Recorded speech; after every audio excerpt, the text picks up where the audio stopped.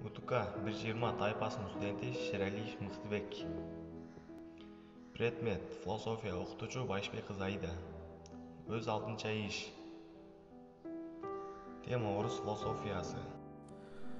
Орус философиясынын калыптануу процесси узак убакытка созулган. Ал 10-жылында башталып, 18-жылында аяктаган. Ушул учурда байыркы орус мамлекети түзүлгөн.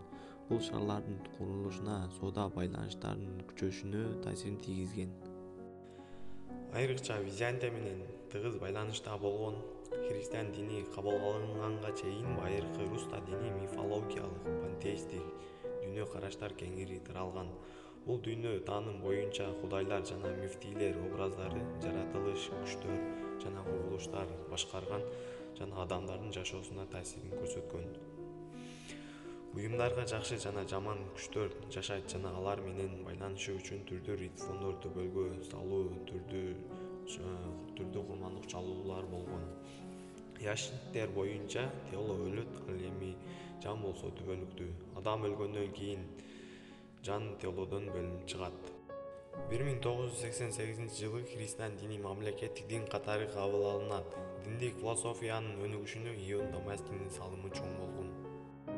Философиялык ойлор болгон ойчулар Кирилл жана Мефодий аркылуу жайылган. Кириллдин ою боюнча Кудай адамдардын периштелер менен жаныбарлардын ортосуна койгон. Жаныбарлардын акылы менен жана тили менен айырмаланышат. Периштелердин каары айбанча келе бериши менен айырмаланат.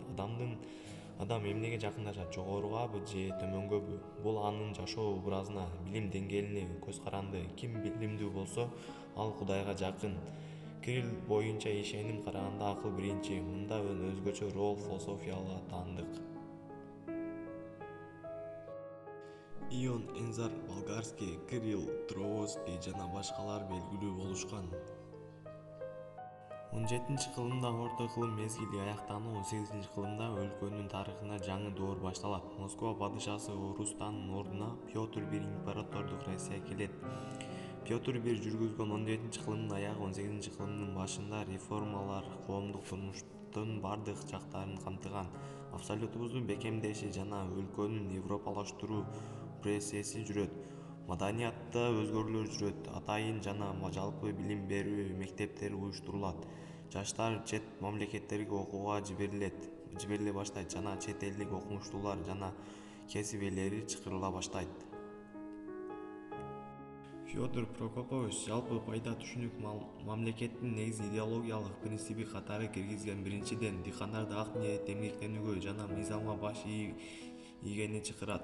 Экинчи жагынан, помещниктер, крепостной дыйкандар болгон негизүүсүн чексиздигин, мыкаачылыгын сындаган. Анткени өз эрки менен болгон мамлекет материалдык жана моралдык зыянга алып келинет. Бул жалпы пайдага кызыкчылык зыян болуп саналат. Федор Прокопович байырлар менен дин кызматкерлеринин митерилигин, ичип-жешин сынайт.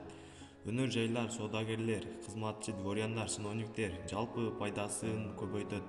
Мүлктүк теңсиздик, табигатчылык — бул Кудай тарабынан, жаратылыш тарабынан берилген мамлекет тынчтыкты, коомдук тартипти чыныгы, закондук өнөр жай менен сооданын, билим берүүнүн өнүгүүсүн камсыз кылыш керек. Жалпы билимдүүлүк нраванын адамдын жетишкендигин жогору көрсөтөт. Диндик идеалисттик идеология орус агартуучулугу каршы турган. Орус агартуучулугу боштондукка, кыймылга негиз салган.